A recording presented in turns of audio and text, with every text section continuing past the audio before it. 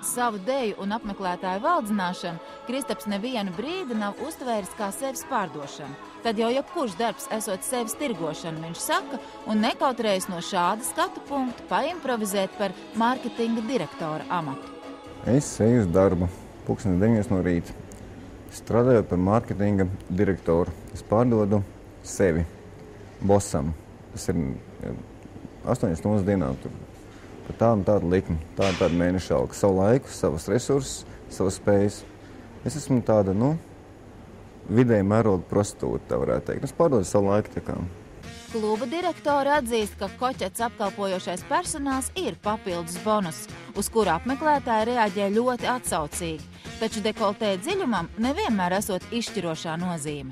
Ir ļoti daudz sievietes, kas reaģē tieši uz mūsu bārmeņiem. Un viņi ir tikpat, varbūt pat neizģērbti, viņos ir šis seksa pīls un ir šī piesaiste, un ļoti daudz nāk tieši pie mūsu bārmeņiem. Kristaps šobrīd cer attīstīt solo uzstāšanos, dejojot privātās ballītēs. Tiesa gan, labprātāk Kristaps tomēr gribētu dejot sievietēm. Protams, ka sievietēm. Kurš vīrietis vienmēr ir apmierināts, ja sievietes viņam pievērš uzmanību. Un likās, ka ja pasaka, ka nav, tad es pateikšu, ka viņš ir melis. Ineta, tu esi vadījusi un horeogrāfijas veidojusi puišu deju grupai. Vīrieša kustība dejā. Stipri atšķirās, lai viņi būtu interesanti. Tas bija tev vēl piepūlu grūti izdomāt. Ir viena ļoti nozīmīga lieta, ka mēs varam kustēties no impulsa, kas nāk no mūsu seksuālā centra, kas atrodas ķermeņa apakšējā daļā, un mēs varam piesaistīt smadzeņu centru, kas ir saistīta ar garīgu enerģiju. Un savienojot to kopā, veidojas pavisam cits spēks. Kā sieviete var zināt vīriešu tomēr gribas un kādā veidā, es domāju, ja vīrietis ir individuāls? Mēs pieņemam, ka vīrietis dejo priekš sievietes, un tad Ineta var zināt, kas viņu uzrunā, ne? Kur tad paliek vīrietis pats? Uz skatuves. Tā ir marionete, tas ir cimdiņš uz rokas, kas vienkārši kustās sievietei pavadot. Es domāju, ka tā ir sadarbība, jo deja, tas noteikti ir partneru sadarbība, un tā ir sadarbība ne tikai partneru starpā, bet tā ir sadarbība ar dabu, kas mums ir apkārt. To tu vari dejot mājā, lēkāt no skapja uz matreču un atpakaļ kaut vai, ja? Un arī tā varbūt ir deja. Kā tev šķiet, dejot, tā saucamo estrādes deju uz skatuves, kā tu dari, piemēram, tur Zirnis vai tam līdzīgi, un dejot naktsklubā Dals pie stieņa vīrietim. Tas ir viena un tā pat deja, viens un tas pats. Es pateikšu, ēst gribās varētu arī naktsklubā, dejot pie stieņa, man būtu pilnīgi vienalga. Nē, par to neviens nešaubās, bet es domāju par to, tā kā uztveres ziņā. Es domāju, ka vainīgi viss ir skatītājā. Vienmēr būs, es saku, vienmēr katram kaut kādai izpausmē būs skatītāji. Katram cilvēkam ir iekšā paslēpušās vēl kādas ilgas un tieksme izzināt mistēriju, izzināt pasaules mistēriju, kas šeit pa īstam notiek. Un tā deja, kas ir virzīta, kā es teicu, uz šo seksuālo momentu, kas ir tikai mūsu izdzīvošanas un vairošanās moments, nenes atbildi tam, kāpēc mēs šeit esam piedzimuši. Tad jau pēc 40, jau teorētiski mūs jau jāvairojās vairs, nav tad iznāk tā, deja ir veltīga. Nē, viss ir vajadzīgs. Viss, nē. Protams, tas noteikti tā nav, Dāvid, jo deja ir nepieciešama kā rituāls. Tad deju ar zvaigznēm bija viens vienīgs liels porņiks, tu gribētu teikt. Negluži, bet arī tā. Secinājumu, ko jūs viens no otru teikt, tā izdarat, ir tiešām pārsteidzoši. Es nezinu, kas bija pirmais teiciens vai filma, netīrās dejas. Ir netīrās un tīrās dejas, tā līdzībās runājot. Es nedomāju, ka ir tīrāks vai netīrāks dejas, ir attieksme, ar kādu mēs raugamies uz šīm dejām. Attieksme arī ir, attieksme veidojās no inteliģences, intelekta līmeņa. Jā. Sociālā stāvokļa un attieksme veidojās no tā, cik daudz es lasījis, ceļojis, redzējis kaut ko vairāk. Ja dzīvo tikai Latvijā ārā, nebrauc un liekas, ka pasaule ar to arī beidzās, tad loģiski, ka viss savādākais, ko tu esi redzējis vai mamma teikusi, ka tas ir slikti, loģiski tā nepatiks. Vispār, lai tu kaut ko tādu darītu, vai baigās iekšas. Nu, var sakot... Baigi iekšā sāpēt kaut kam, lai tu tačnā un aiziet un izdarīt.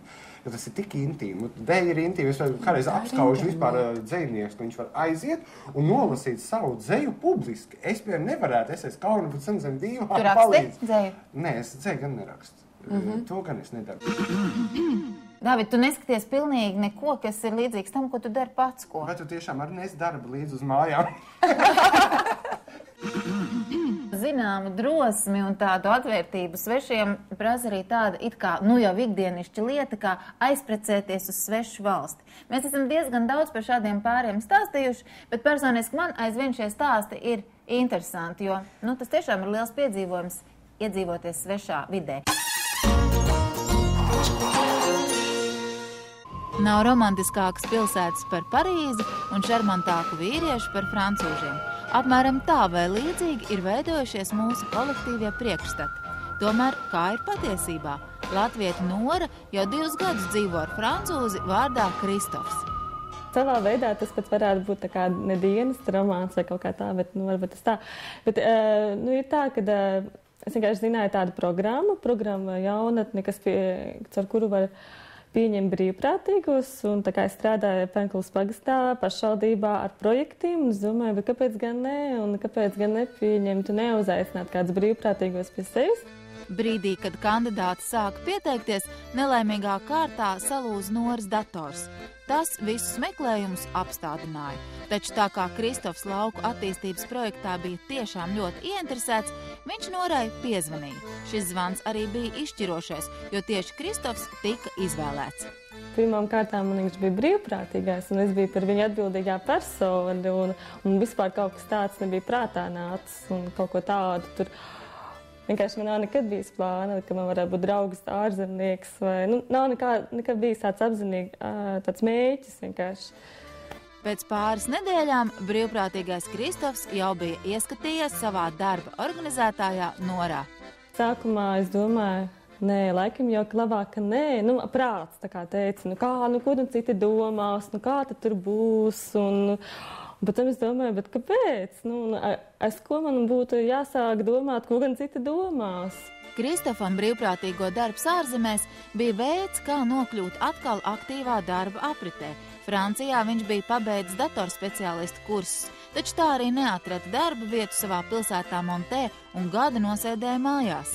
Es biju 1 gadu bez darba Francijā, un es negribēju braukt atpakaļ, lai neko darīt, un es domāju, ja es varu darīt kaut ko tur, es palikšu tur, un pēc tam bija Norā arī, un es biju ļoti laimīgs. Latviešu valodu viņš apguva ātri vien. Gluži vienkārši nebija citas izējas, jo Penkulē daudzi nezināja ne angļu, ne franču valodu, un tādēļ ar Kristofu mūždien gadījās dažādi pārpratumi. Es dzīvoju ģimene 5 mēneši, un viņi tikai runā latviski, krieviski un lietuviski. Bija interesanta lieta, karote, karota franču valoda nozīmē burkānis, bet karote nozīmē, mēs sakām kvijēra franču valoda, un es prasīju manā latviešu mammu, un es teicu, kas tas ir? Karote? Ne tas, karote. Šķiet neticami, bet Latvijā viņš darbu atrada jau pēc pirmās intervijas, un tagad daļa viņa dzīves rit Rīgā. Var teikt, ka Latvija Kristofam ir laimes zeme, kur izdevies atrast gan jaunu darbu, gan mīlestību. Es domāju, tagad es meklēšu darbu, lai pēc brīvprātīgu laiks man būtu kaut ko darīt.